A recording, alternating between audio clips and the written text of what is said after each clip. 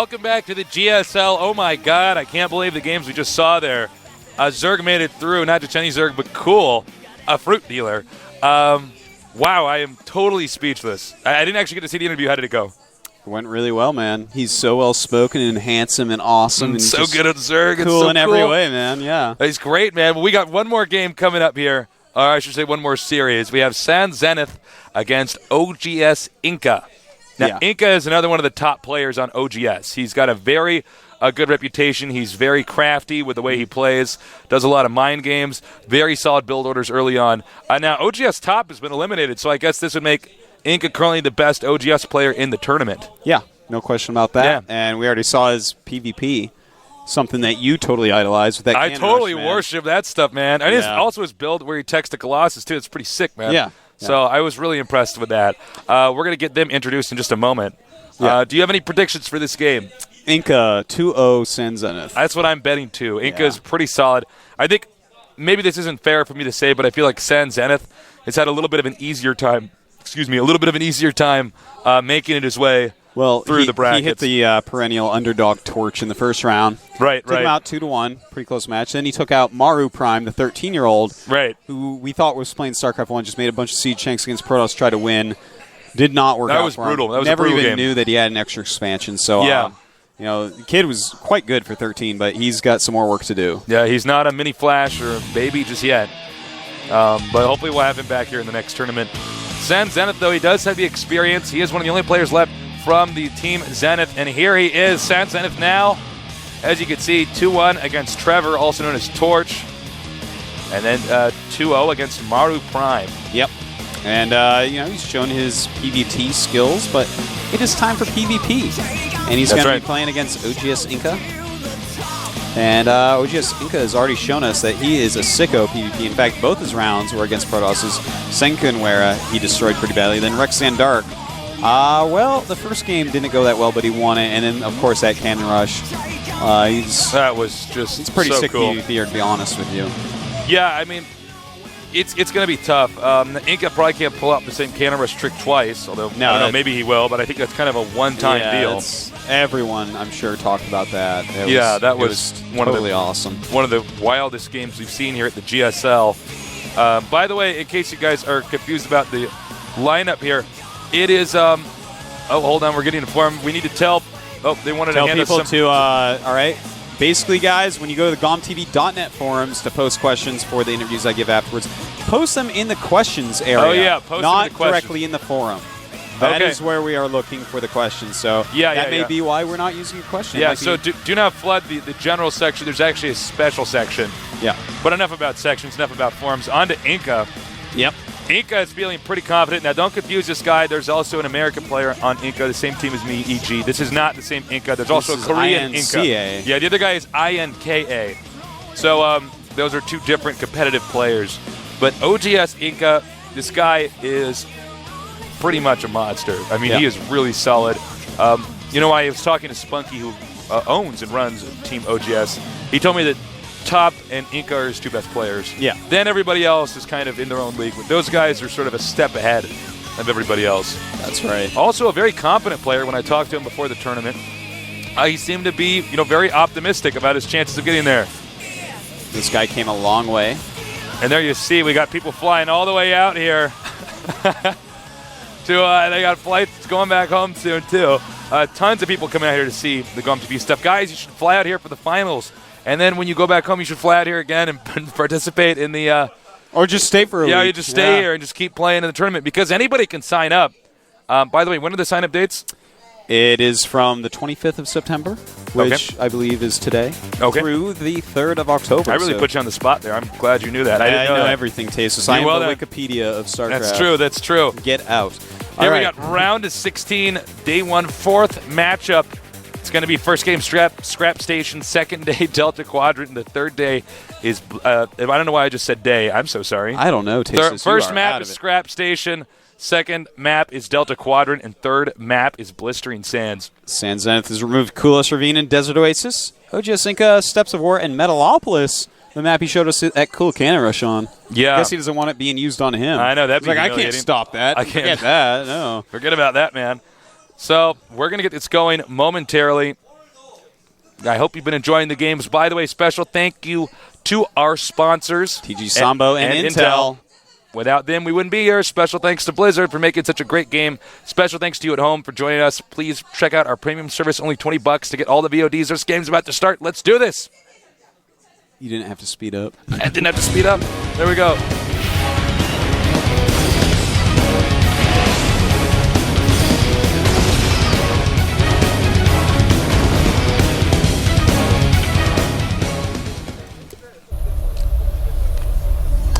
Down here at the bottom right on our two-player map, I should say upper right, yeah, right side of that, is San Zenith.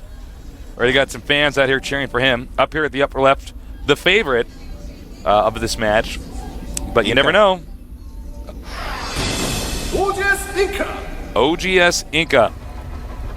And, you know, I got to say, it's so funny seeing those pictures in front of the match with the thumbs down, that InCa picture. He's such a nice guy. It's, yeah, he's a really friendly guy. It's just funny seeing him with that thumbs down.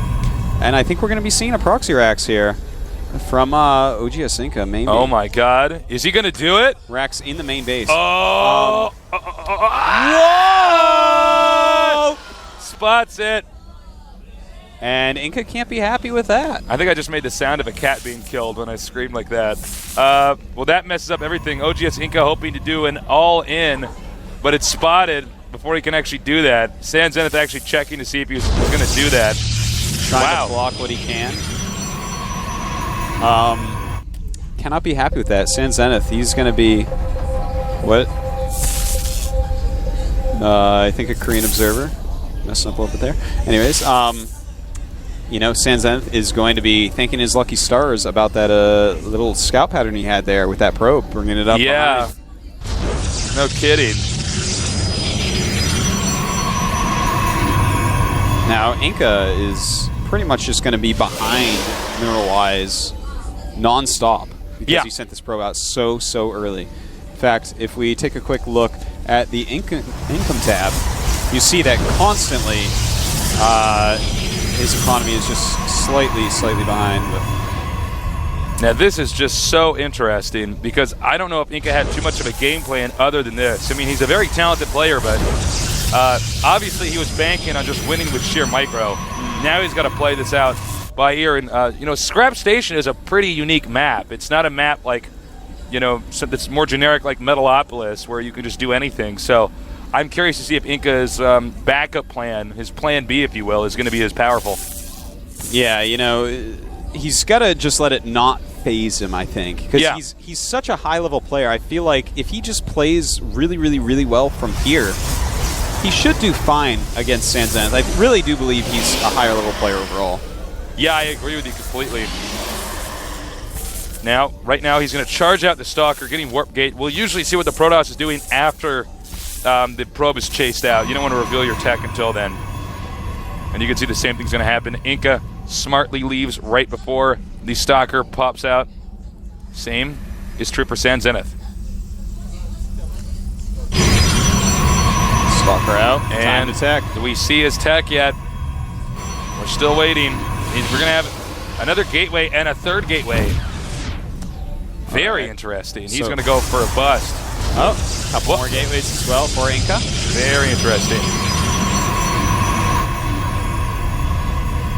I really did not expect that, actually. I didn't know they were both going to go for the same type of build order here. That's very interesting.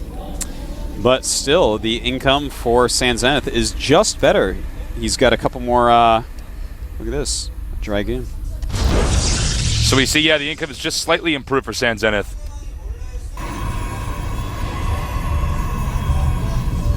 We understand you guys want us to use the clock feature. We don't. There's a new feature for that. Yep, it just came out in the patch. Oh, okay. It looks like the probe is taken out. I don't actually know. Did he get vision of that? 1 second. No, he didn't see either of the two gateways. Nice move there. San Zenith, in the meantime, is going for a robotics facility. So he's staying one base pretty heavy.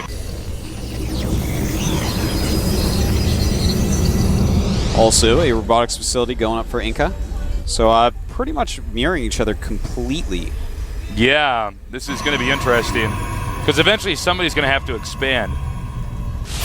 Uh-oh. He may have overstepped his boundaries here. Chasing the stalker out. You can see InCa's on the move. San Zenith retreating. Is he going to get this one stalker? Well, they are the same speed, so I'm going to say no. I do not believe he's going to catch into him. No. Unless he zigzags when he runs away like you're supposed to do when you're being chased by a crocodile. Yep. Crocodiles don't turn quickly, but they can move forward really fast. That's true. Also, don't go in the water. They swim faster than you. That's true. Good tips here. Oh, wait, hold that thought. We have something very interesting going on here. A hidden pylon. I'm curious to see what that's going to be. Perhaps he wants to hide his robotics bay, so he doesn't know his opponent's getting Colossus with the robotic facility already in here. And adding hidden tech onto, just doing a good build this game. Might as well. Yeah, it'd be a good move by San Zenith. I think he realizes, he's a bit below InCa. Observers spotting each other. So he's not going to let him in there. We still haven't seen what is going to be used with this, but is this probe actually going to spot this? He can see the pylon. Oh, I like that. And if I were him, I would not go down and scout it right now. I would just send some stalkers down and just take out whatever's being made. Yeah, let him make whatever he's going to make and then punish it. But he isn't making anything down there. Both of them are getting robotics support bays, though.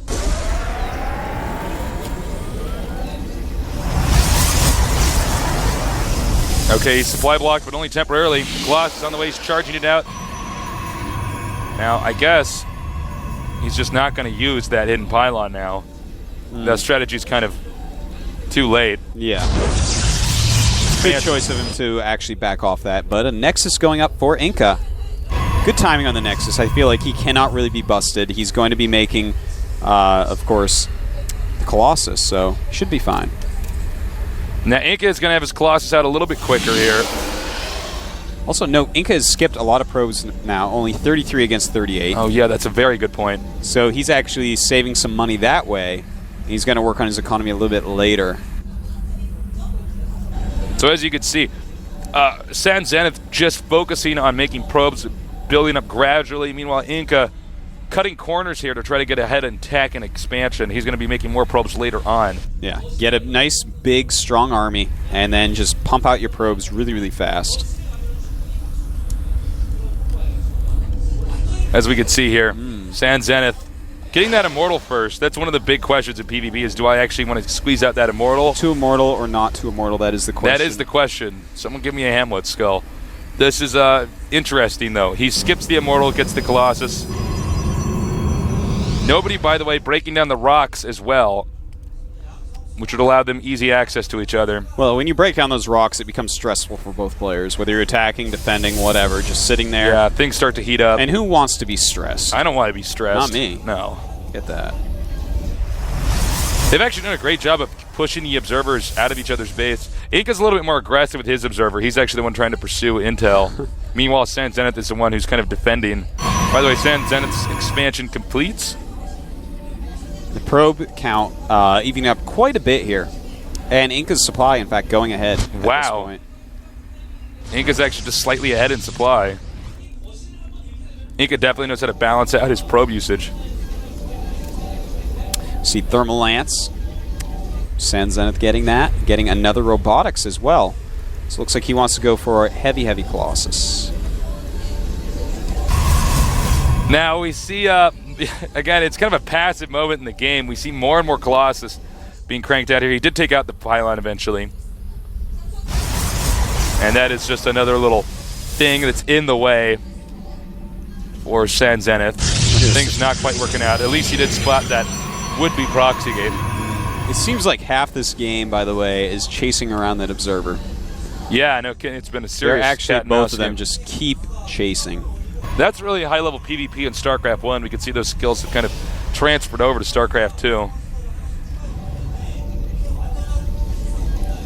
Now, something pretty interesting. They're actually diverging a little bit on their unit counts. InCa is actually going for heavier Zealots. He's got 15. That's over double the 7 of San Zenith.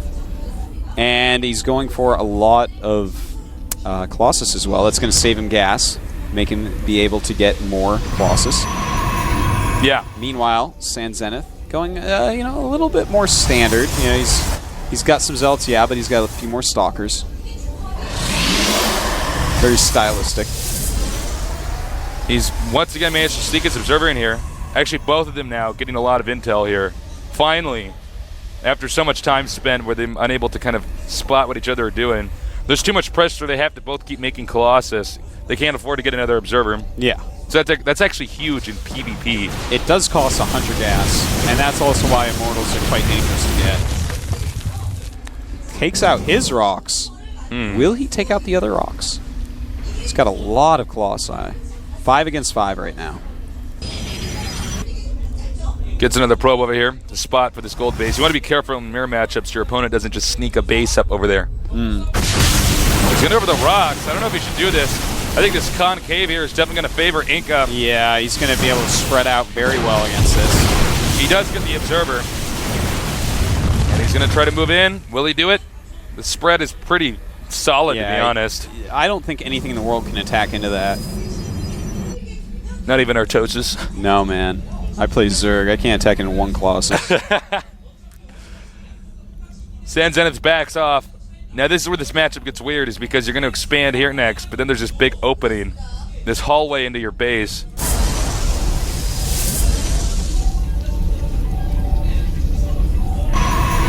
InCa. As you guys can see here, InCa, actually, they're almost even now in supply. So this Very is close on that. This is getting kind of weird. Who's going to take the third base? That's the big question. Actually, you know what? If he gets in this position, he's going to have InCa stuck. There's going to be this small area InCa can't get out of. He could run through to counter, but then the counter distance is actually shorter for San Zenith. That's true as well. Things get messy very quickly when you have this many Colossus in play. You also got to be careful to make sure your Colossus in the back are actually doing damage, and they're not just bumping into the Colossus in the front. Oh, of course, of course. But they have such range. Siege Colossus, really. Oh, spots it just in time. The gold expansion. Has to decide, do I walk down there? Do I walk across? What do I do here? I don't know if InCa's handling this very well. He's just been kind of sitting back. So he might try to make a pylon over here. Oh, yes he does. Good move. I like that. Yeah, maybe make like 4 Zealots, just go for the Nexus, try to take it out that way. InCa's sort of boxed in right now. San Zenith has intel everywhere. God, it's so many Colossuses. Yeah, and San Zenith is actually getting plus attack upgrades, which I like quite a bit because it counts for the Colossus, adds a lot of damage on, and that's kind of one way to help you get the edge in these battles. Okay, he's moving out. The spread is pretty even here. Send Colossi Guardian Shields. He's going to engage. InCa does not have his Guardian Shield yet. He does, but the Guardian Shield is in the front force field here. It looks like San Zenith is doing a little bit better here, but it's really hard to say. Actually, he's not controlling his Colossus in the back right. That's right. Look at this. War of the World. Just so many Colossi. InCa has a better spread. InCa actually has much better spread. Damn, that was really good. That might be game. That's it, man. Colossus, you just have to have the better spread, which InCa had, and there's really no recovery from this. Look how many he has. Yeah, he has too many now. InCa controlled the Colossus too well. Even though the Guardian Shields are up a little bit faster for San Zenith. And now he moves in here, and here we see the Stalker, which is basically just a midget Colossus.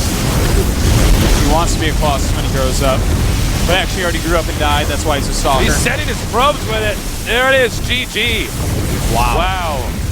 Because, of course, they tend to prioritize whatever's attacking them right in front of them, am I right? Yeah. So sending probes into that battle means they're going to target fire the probes instead of either Colossus. InCa is meditating. I almost feel like it was more of an insult, though. And, you know, his main was probably mined out quite a bit. Doesn't really need those probes anymore. That's Isn't true. really taking a third base. It's like, okay, this is when I kill you. And kill him he did. Man, he handled that pretty well considering his proxy gate in the main did not work. InCa. Yeah, you know, he just played solid afterwards. Showed, hey, I know how to spread my Colossus. Do you know how to do that, Sin Zen? Yeah, you need to. It's like almost, but not quite. Yeah, by the way, I've been amazed at how many non-Koreans have showed up here in the studio today. Yeah. I've actually lost count. Ton. I haven't even been able to say hi to all of them. In fact, those seats outside get overfilled, and now there are people actually standing outside as well as inside. All the seats are filled. It's crazy. We need to move this into a football stadium. That's right, man. That's right. We need to move this into, like, I don't know, the park by the Han River and stuff. Yeah. People can pull up in boats and stuff like that and watch on a giant screen. But we right just now need to project it into the sky so all of Seoul can watch at once. We might only have one more game if InCa wins this. I hope not, though. I want to keep casting StarCraft for you guys.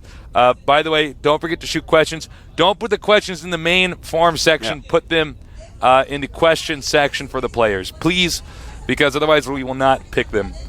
Yeah, they will not get picked if they're not in the question section. And check out our premium accounts, by the way. It's like $20 for countless hours of footage. And the countdown has started. Let's do this.